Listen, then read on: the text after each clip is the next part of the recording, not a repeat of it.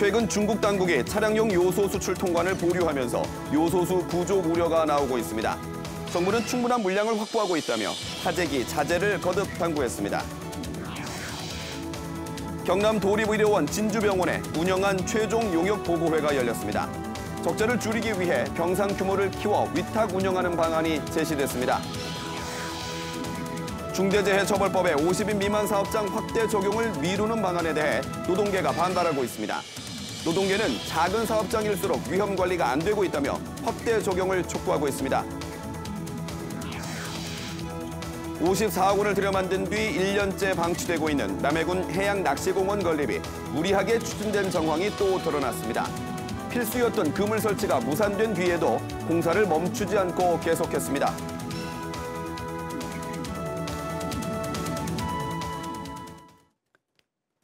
안녕하십니까. 7시 뉴스 시작합니다.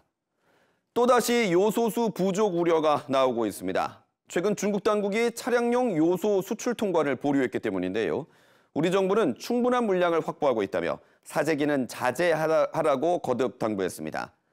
일시적인 수급 차질을 빚는 업체에는 공공비축 물량을 일찍 내놓기로 했습니다. 첫 소식 김유대 기자입니다. 정부는 현재 차량용 요소의 국내 재고가 3.7개월분가량 확보된 상태라고 밝혔습니다. 당초 정부가 확보하고 있던 물량 3개월분에 더해 국내 기업이 베트남 등에서 요소 5천 톤을 수입하기로 하면서 확보 물량이 늘었습니다. 정부는 일부 온라인 판매를 제외하고 차량용 요소 국내 유통은 대부분 정상이라고 밝혔습니다. 주유소 등 유통업체에는 한 번에 살 수 있는 한도를 설정하는 등 유통 안정화를 위한 자율적인 노력을 당부했습니다. 조달청은 현재 한 달 사용분인 6천 톤 규모의 차량용 요소 공공비축 물량을 이른 시일 내 12,000톤으로 2배 늘리기로 했습니다. 일시적 수급 차질을 빚고 있는 업체를 대상으로는 신청을 받아 차량용 요소 공공비축 물량 2,000톤가량을 조기 방출합니다.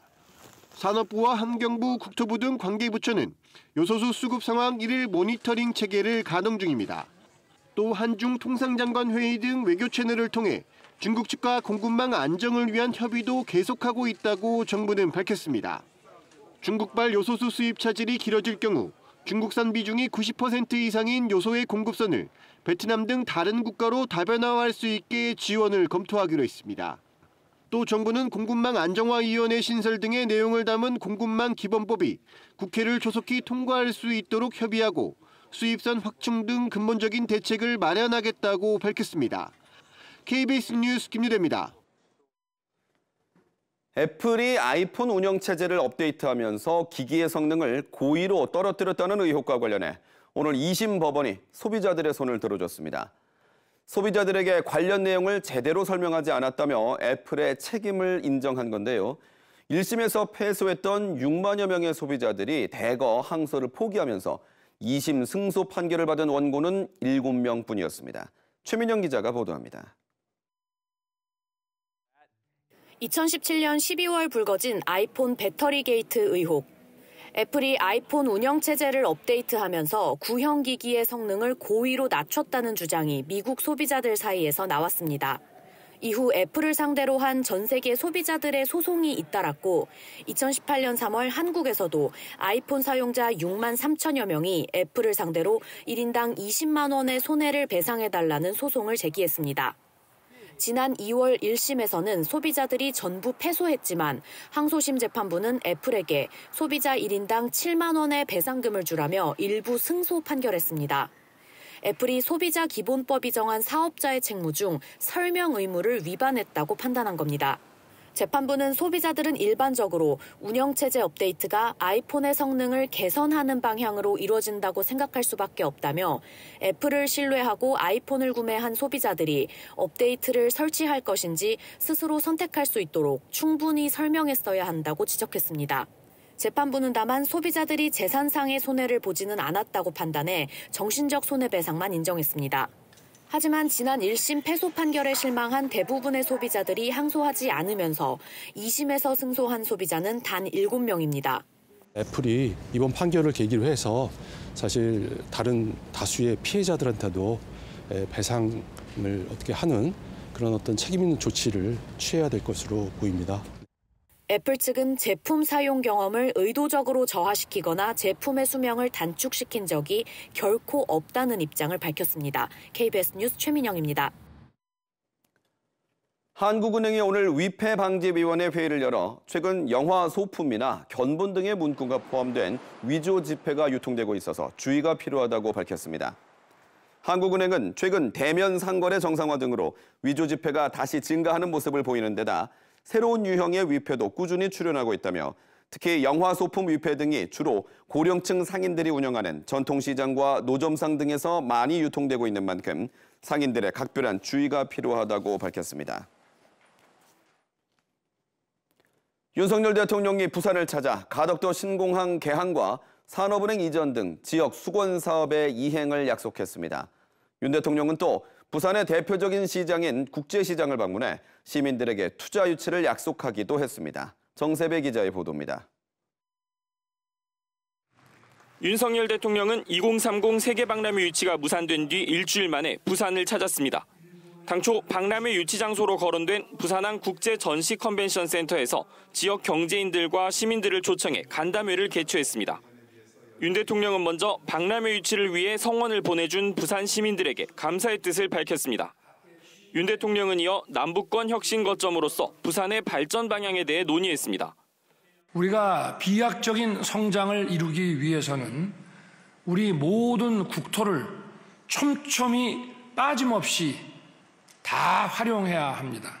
그러기 위해서는 부산이 남북권의 거점 도시가 되어야 합니다.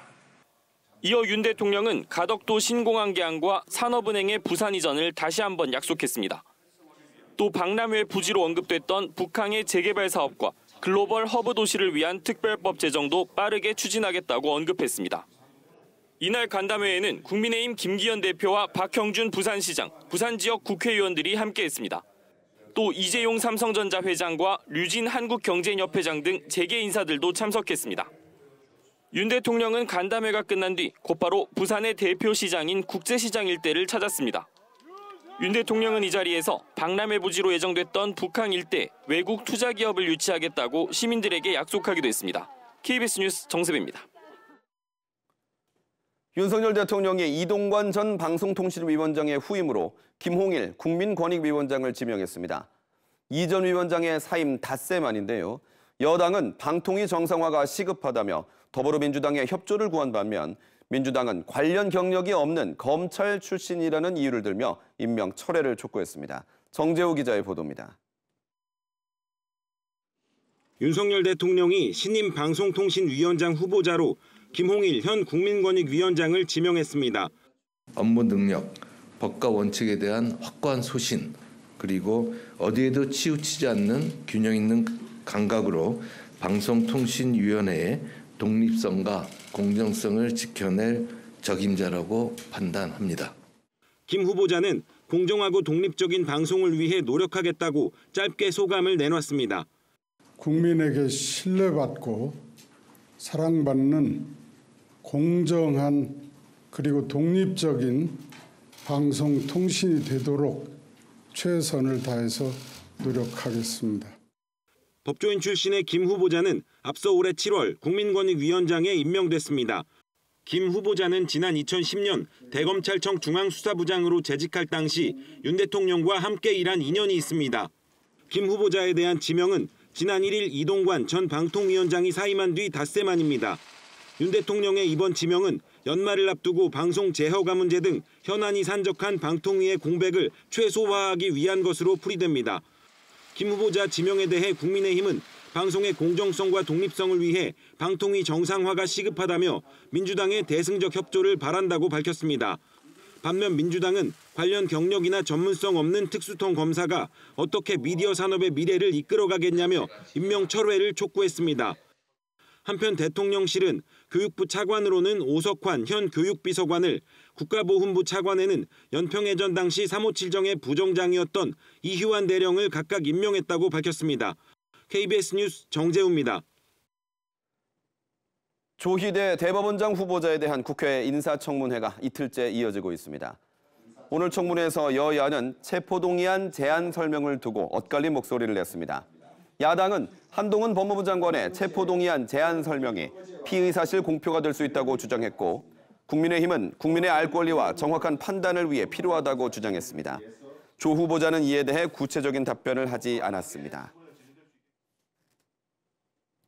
지난 대선 국면에서 보도된 이른바 김만배 허위 인터뷰 의혹과 관련해 검찰이 오늘 김용진 뉴스타파 대표의 주거지를 압수수색했습니다. 지난 9월 뉴스타파 사무실을 압수수색한 지 약 석 달 만입니다. 김영훈 기자의 보도입니다. 지난 대선 국면에서 허위 보도로 윤석열 대통령의 명예가 훼손됐다는 의혹을 수사 중인 검찰이 김용진 뉴스타파 대표를 상대로 강제 수사에 나섰습니다. 서울중앙지검 대선 개입 여론조작 사건 특별수사팀은 오늘 오전부터 정보통신망법상 명예훼손 혐의로 김 대표의 주거지에 대한 압수수색을 진행 중입니다. 검찰은 대장동 민간업자 김만배 씨와 신앙림 전 언론노조 위원장의 윤석열 대통령 부산저축은행 무마 의혹 인터뷰 보도 과정에 김 대표가 개입한 것으로 보고 있습니다. 대선 사흘 전인 지난해 3월 6일 뉴스타파가 보도한 김만배 신앙림 녹취록과 관련해 김 대표가 보도 여부를 승인하는 수준을 넘어 왜곡에 관여했다고 의심하고 있는 겁니다. 당시 보도엔 2011년 부산저축은행 수사 당시 윤석열 당시 대검찰청 중수과장이 대장동 자금 마련책 조의영 씨 수사를 무마했다는 의혹을 담고 있습니다. 검찰은 또 김 대표가 수사가 시작되기 전부터 신 씨와 김 씨 사이 돈거래 사실을 알고 있었던 것으로 보이는 정황도 포착한 것으로 알려졌습니다. 뉴스타파 전문이었던 신 씨는 김만배 씨로부터 1억 6,500만 원을 받고 김 씨와의 허위 인터뷰 내용을 보도한 혐의를 받고 있습니다. 김 대표에 대한 검찰의 압수수색에 뉴스타파는 입장문을 통해 검찰이 상상하는 범죄 사실 자체가 애초부터 존재하지 않는다며 언론사 대표의 자택까지 압수수색한 건 민주화 이후 전례를 찾아보기 힘든 폭거라며 강하게 반발했습니다. 검찰은 압수물 분석을 끝내는 대로 김 대표를 피의자 신분으로 불러 조사할 방침입니다. KBS 뉴스 김영훈입니다. 경상남도가 또 한 번 뜨거운 감자로 떠오른 경남 도립의료원 진주병원을 어떻게 운영할지 용역안을 발표했습니다.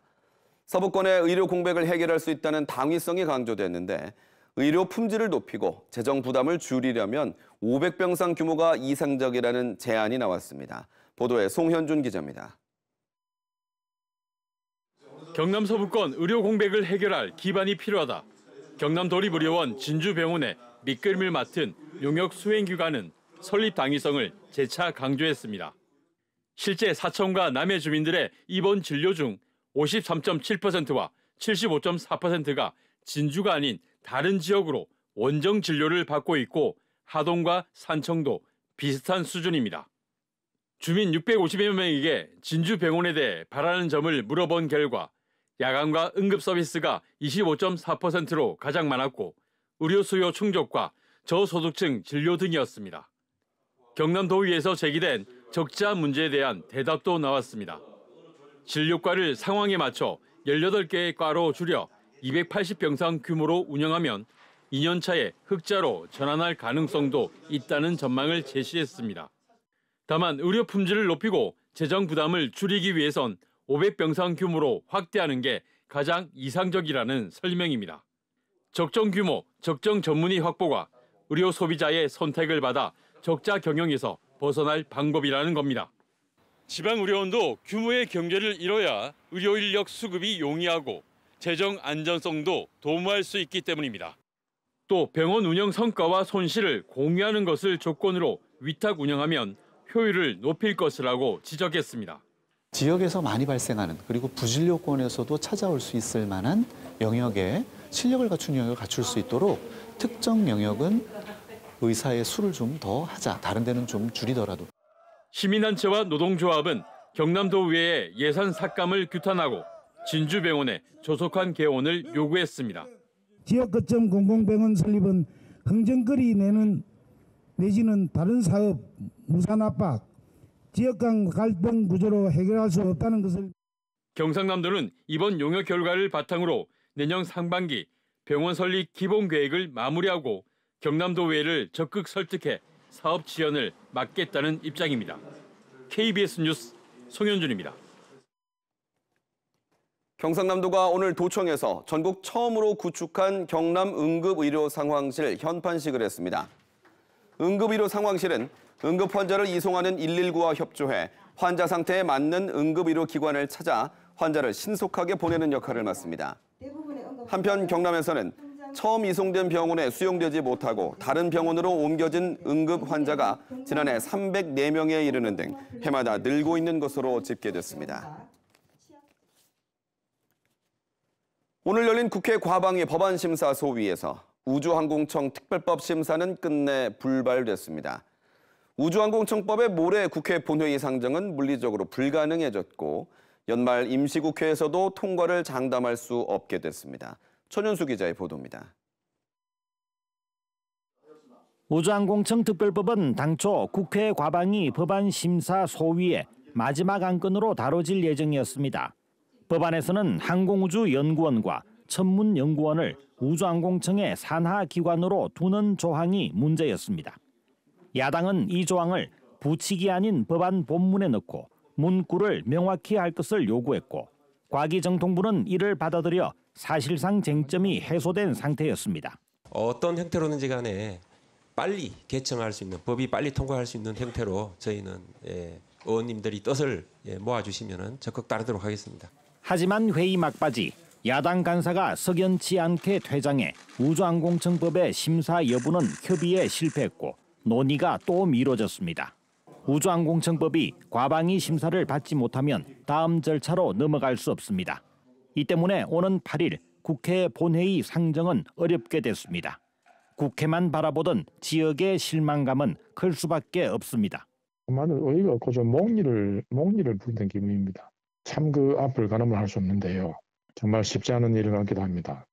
이제 우주항공청법은 21대 마지막 정기국회에서 쟁점 법안을 논의할 여야 2+2 협의체에서 다뤄질 것으로 예상됩니다. 시급한 법안을 다루는 협의체지만 여야의 의견차가 커서 여기서도 합의를 장담할 수 없습니다. 우주항공청법이 결국 해를 넘기게 되면 내년 총선 국면을 맞이하게 돼 국회 통과는 더 어려워집니다. 경남도민들이 우주항공청법의 연내 통과라는 희망의 불씨를 버릴 수 없는 이유입니다. KBS 뉴스 천연수입니다. 50인 미만 사업장의 중대재해처벌법 적용을 2년 더 미루자는 움직임에 노동계가 반발하고 있습니다. 실제 산재 사망 사고의 절반 이상은 50인 미만 사업장에서 발생하고 또 소규모 사업장일수록 위험 관리 수준도 더 열악한 것으로 드러났기 때문입니다. 김민지 기자가 취재했습니다. 선박과 중장비 부품을 제조하는 함안의 한 주물 제조업체입니다. 지난달 30일 이 공장에서는 50톤 금속 주물과 연결된 크레인 줄이 끊어졌습니다. 이 사고로 인근에서 작업을 하던 외국인 노동자 한 명이 끊어진 줄에 가슴을 맞아 병원으로 옮겨졌지만 숨졌습니다. 지난해 8월에도 크레인 작업을 하던 50대가 숨지는 등 이 사업장에서는 1년 3개월 만에 2건의 사망 사고가 이어졌습니다. 하지만 상시 근로자 50인 미만이어서 중대재해처벌법 적용은 피해갔습니다. 올해 들어 3분기까지 전국의 산재 사망 사고는 449건, 57%가 50인 미만 사업장에서 발생했습니다. 작업하시다 다쳐가지고 공상하는 경우가 전 직원의 지금 현재 한 50% 이상이 그 법을 유예하면은 저희들은 아무런 더 열악한 환경에 처하게 되겠죠. 경남 노동계 자체 조사에서도 50인 미만 사업장의 열악한 안전관리 실태가 확인됐습니다. 50인 미만 사업장에서 위험한 기계 기구에 대한 작업 절차서가 없다고 응답한 비율은 30.7%. 반면 100인 미만 사업장은 2.8%에 불과했습니다. 위험 예방을 위한 정보와 교육을 받지 않았다는 응답 역시 50인 미만 사업장에서 크게 높았습니다. 안전보건 경영 수준은 300인 이상 사업장과 5배 이상 차이 났습니다.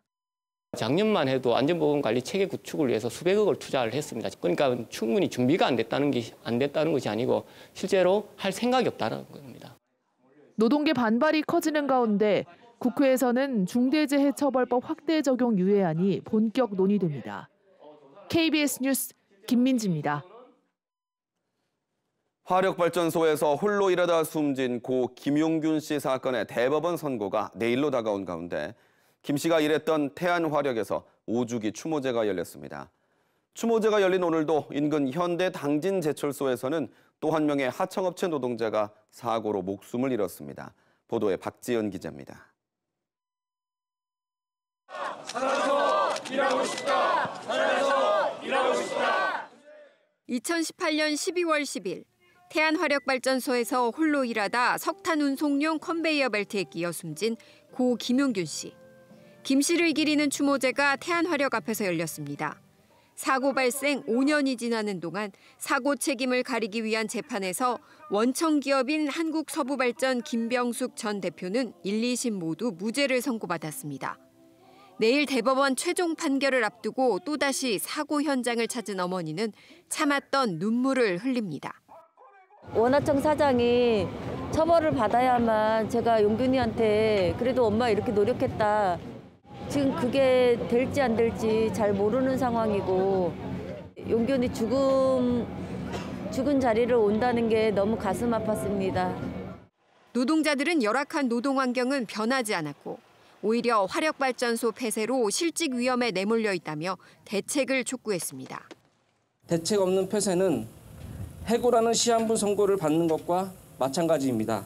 비정규직 노동자들이 대체 산업을 통해 일자리와 삶을 잃지 않는 전환이 필요합니다. 추모제가 열리기 직전 현대제철 당진대철소에서 안전난간 보수 작업을 하던 하청업체 노동자가 약 8m 아래로 추락해 또다시 목숨을 잃었습니다. 올해 9월까지 산업재해로 숨진 노동자는 벌써 459명. 추모제 참가자들은 정부의 중대재해처벌법 확대 적용 유예 방침 철회와 원청 책임자에 대한 엄중한 처벌을 거듭 촉구했습니다. KBS 뉴스 박지은입니다. 층간소음 때문에 생긴 이웃 간 분쟁이 강력범죄로 이어진 사례가 5년 사이 10배가량 는 것으로 나타났습니다. 경제정의실천시민연합은 이 같은 분석 결과를 발표하고 신축 아파트 대상 층간소음 전수조사 등 대책 마련을 촉구했습니다. 원동희 기자가 보도합니다. 층간소음으로 시작된 갈등이 살인이나 폭력 같은 범죄로 이어져 사회 문제가 되고 있습니다. 경제정의실천시민연합은 층간소음으로 시작된 살인, 폭력 등 5대 강력범죄가 2016년 11건에서 2021년 110건으로 5년 사이 10배 늘었다고 밝혔습니다. 경실련은 이처럼 문제가 심각해지고 있지만 주무부처인 환경부와 국토부의 대책은 미흡하다고 지적했습니다. 최근 3년간 환경부 산하 한국환경공단에 접수된 층간소음 민원 2만 7천여 건 가운데 72%가량은 전화 상담만으로 종료됐고 실제로 소음 측정까지 실시한 경우는 전체 민원의 3.7%에 불과했습니다. 이와 같은 전화 상담의 결과가 층간소음의 분쟁, 그다음에 민원을 직접적으로 해결했다라는 그런 근거는 없다는 것. 소음이 측정된 경우에도 실제 민원 분쟁이 해결됐는지 확인할 수 있는 자료는 없다고 경실련은 지적했습니다. 아울러 경실련은 시공능력 상위 100개 건설사 중 87개사에서 관련 민원이 발생했다며 대부분의 건설사 모두 층간소음 문제에서 자유롭지 못하다고 설명했습니다.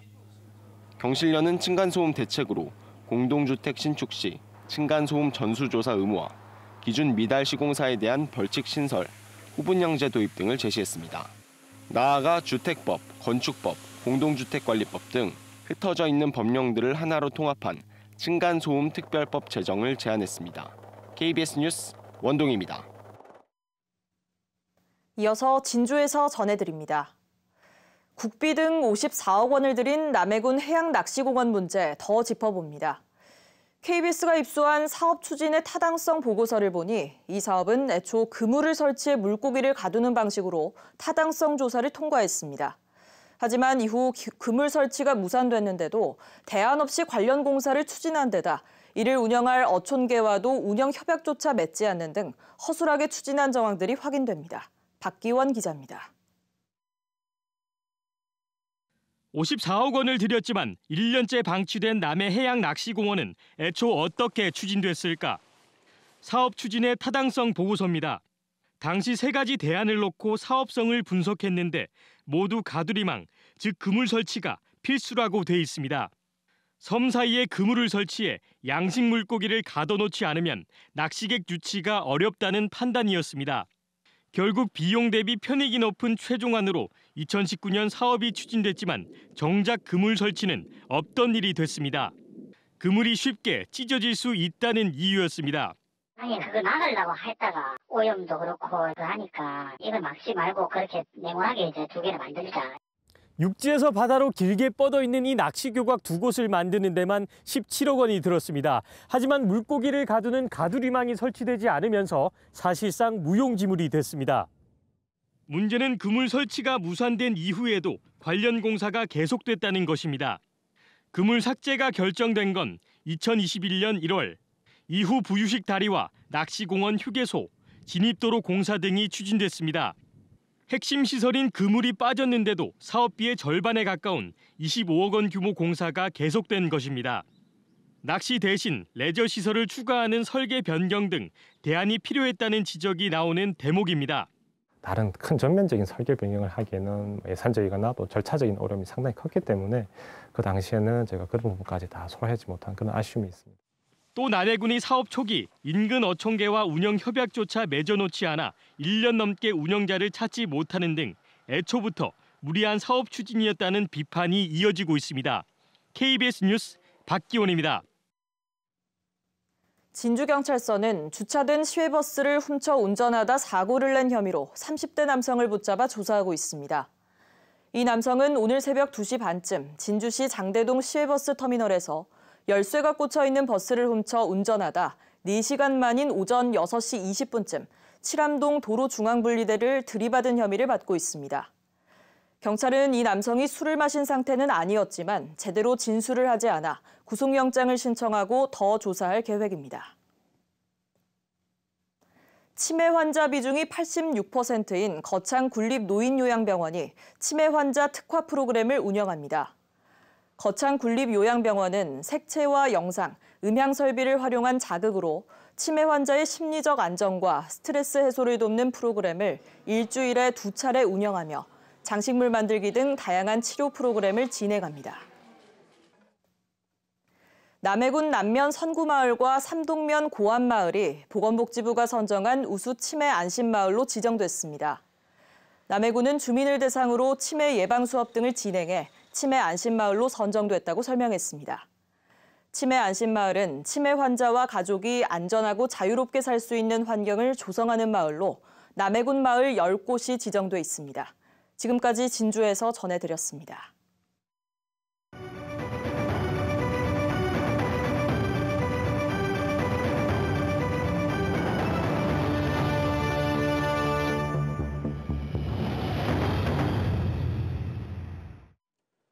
신문브리핑 풀뿌리 언론 K 시작합니다. 먼저 경남신문 보시겠습니다.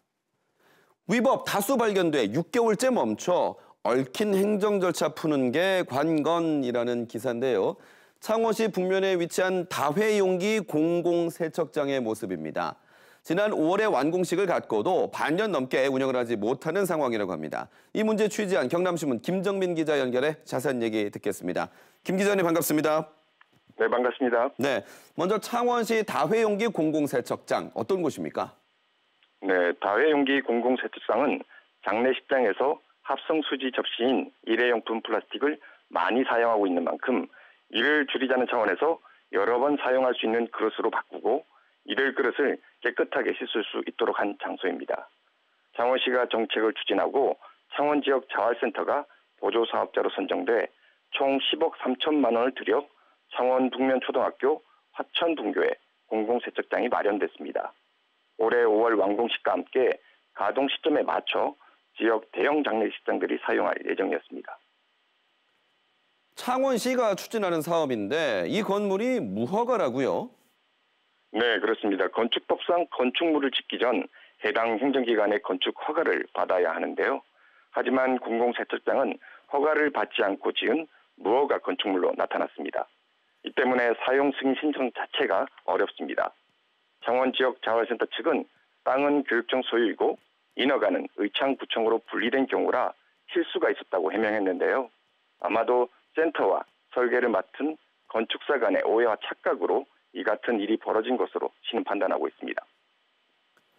그러면 무허가 말고 다른 위법 사항이 더 있습니까? 네, 그렇습니다. 통상 건축 허가를 신청하면 건축과 관련된 인허가를 협의하는데요. 이런 협의 없이 건축물을 짓다 보니 산지관리법과 국토계획법을 위반한 것으로 나타났습니다. 공공세척장이 들어선 화천 분교의 토지 지목은 임야로 분류되는데요. 때문에 대지로 형질을 변경해야 합니다. 산지 전용 허가를 받아야 하는데 받지 않아 산지관리법을 위반했고, 또한 지목 변경 과정에서 국토계획법상 개발행위 허가를 받아야 하는데 허가를 받지 않아 국토계획법을 위반했습니다. 뿐만 아니라 공공책장 일부가 노외 주차장으로 지정된 부지를 무단으로 점령한 사실도 드러났는데요. 이 역시 국토계획법을 위반했습니다. 혹시 건물을 원상복구해야 되는 건 아닌가 우려가 되는데 어떤 대책이 있겠습니까? 네, 통상 건축물을 뜯고 다시 짓는 원상복구가 원칙인데요. 그런데 법을 지켜야 하는 행정보다 개인이 입게 되는 피해가 클 때는 뜯지 말고 살리는 방향으로 사법부가 판단하는 경우가 있습니다. 창원시는 어떤 방향이 나을지 경남도의 사전 컨설팅 감사를 받았는데요. 세척장이 공공성을 띠고 있고 자활센터에서도 7억 원이 넘는 많은 비용을 들였기 때문에 살려서 정상화할 필요가 있다는 답을 얻었습니다. 다만 법에 저촉됐던 위반 행위 등을 해결하기 위해서는 아무리 빨라도 3개월 정도 걸릴 것으로 시는 내다보고 있습니다. 네, 잘 들었습니다. 지금까지 경남신문 김정민 기자였습니다. 다음 경남 도민일보 보겠습니다. 포털 다음 뉴스 제한에 지역민 알 권리 침해라는 기사인데요. 바로 포털 다음이 뉴스 검색 기본값을 콘텐츠 제휴 언론사로 변경을 했습니다. 문제는 지역 언론사 대다수가 이 제휴 언론사에는 포함되지 않아 사실상 지역민의 알 권리를 빼앗겼다는 비판이 제기된다는 내용인데요. 신문은 포털 다음의 뉴스 검색 제한으로 지역 뉴스가 실종되고 지역 소멸이 더 가속화될 것이라며 포털과 정부의 여론 다양성 보장에 나설 것을 촉구하고 있습니다. 이어서 주간 함양입니다. 지역신문 지원 조례, 지원 표준 조례안 학회에서 마련해야라는 제목입니다. 최근 지역 신문 발전 예산이 대폭 삭감된 가운데 한국언론정보학회가 주최한 지역신문 육성 정책 세미나에서 조례를 통한 지역신문의 공적 지원 체계가 절실하다는 의견이 나왔다는 소식입니다. 특히 인터넷 신문을 포함한 지역신문의 지원 사업과 지원 기구는 모든 권력으로부터 독립성이 철저히 보장돼야 한다며 심의 의결과 예산 집행에 있어서도 독립성과 투명성이 확보돼야 한다고 신문은 전하고 있습니다. 끝으로 남해시대입니다. 손수 쌓은 돌탑에 생명 불어넣은 점등식이라는 기사입니다.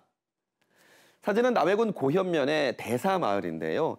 대사천 뚝을 따라 약 190여 개의 돌탑이 야경을 이루고 있는 모습입니다.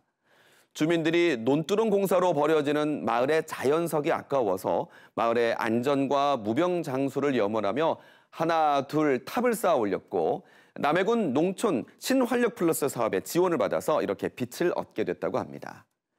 주민의 힘으로 일군 대사마을의 야경이 지역의 새로운 관광 명소가 되기를 기원하고 있습니다.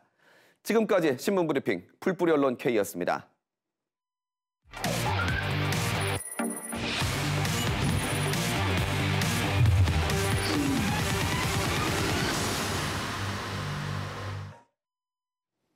간추린 경남 소식 전해드립니다.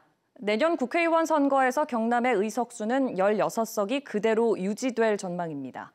중앙선거관리위원회 산하 국회의원 선거구 획정위원회가 국회에 제출한 초안을 보면 전국적으로 6곳이 통합 분구되지만 경남은 해당 사항이 없는 것으로 나타났습니다. 초안에는 김해시 가불 선거구의 경우 인구 상한선 27만여 명을 맞추기 위해 선거구 일부 경계를 조정하는 내용이 포함됐습니다. 내년 총선 선거구는 여야 협상과 국회 본회의 의결로 최종 확정됩니다. 고성군에서 올겨울 경남의 첫 한랭 질환자가 발생했습니다. 80대 여성인 이 질환자는 지난 3일 오전 7시쯤 야외에서 저체온증으로 발견돼 병원 치료를 받고 퇴원했습니다.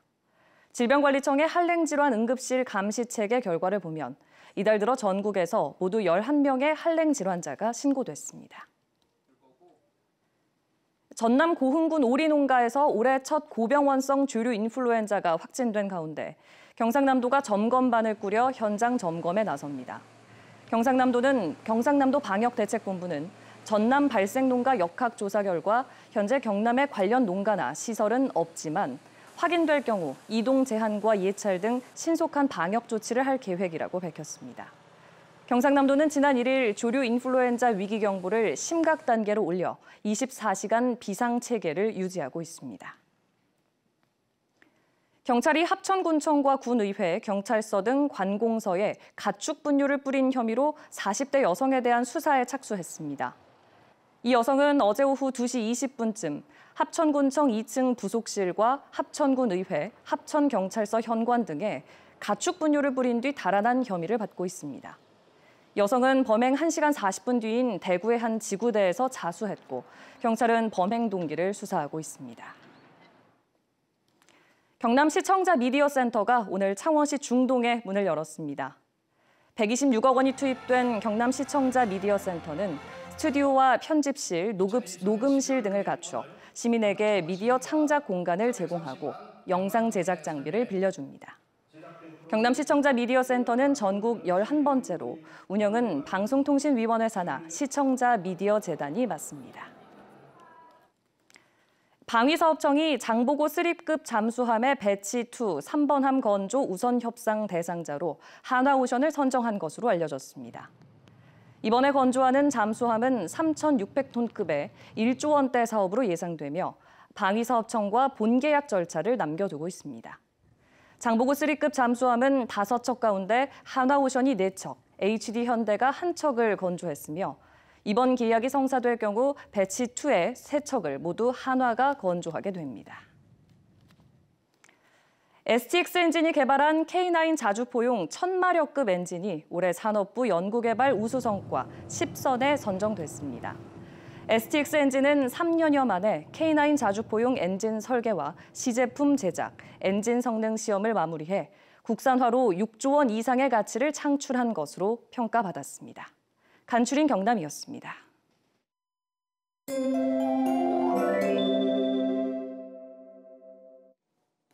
절기상 대설인 내일은 우리 지역의 하늘 맑게 드러나면서 큰 추위는 없겠습니다. 내일 창원의 아침 기온은 4도로 오늘보다 2도가량 높겠고요. 한낮에는 12도까지 오르면서 예년보다 2도가량 높겠습니다. 다만 오늘 밤까지 우리 지역에 약하게 비 소식이 있습니다. 기압골의 영향으로 서부 지역에 1mm 안팎, 그 밖의 지역으로는 0.1mm 미만의 빗방울이 떨어지는 곳이 있겠습니다. 한편 내일 새벽까지는 먼지를 유의해 주셔야겠는데요. 국외 미세먼지가 유입되면서 우리 지역의 미세먼지 농도가 나쁨 단계까지 치솟겠습니다. 자세한 지역별 기온 살펴보겠습니다. 내일 아침 창원이 4도, 창녕이 1도 예상됩니다. 한낮에는 창원이 12도, 김해가 13도로 오늘보다 2도가량 낮겠습니다. 서부 지역도 진주가 1도, 사천이 영하 1도로 출발하는 아침이겠고요. 한낮에는 진주가 12도, 합천 13도 예상됩니다. 바다의 물결은 대부분 해상에서 최고 3.5m로 매우 높게 일겠습니다. 당분간 기온이 크게 올라 온화하겠고 다음 주 초반에는 비 소식이 있겠습니다. 날씨였습니다. 2017년생을 대상으로 내년도 초등학교 입학생을 위한 취학 통지서가 배부되고 있습니다. 경남은 2만 4천여 명이 입학할 것으로 예상되는데요. 저출생의 여파로 2018년 합계 출산율이 0명대로 떨어진 것을 감안하면 취학 대상자는 계속 줄어 3년 후에는 2만 명도 안 될 것으로 보입니다. 이는 농어촌을 중심으로 소규모 학교의 통폐합을 가속화시킬 것으로 우려되는데요. 학생들의 수업권을 보장하기 위한 대책도 필요하겠습니다. 7시 뉴스 마칩니다. 경남은 뉴스7 경남입니다.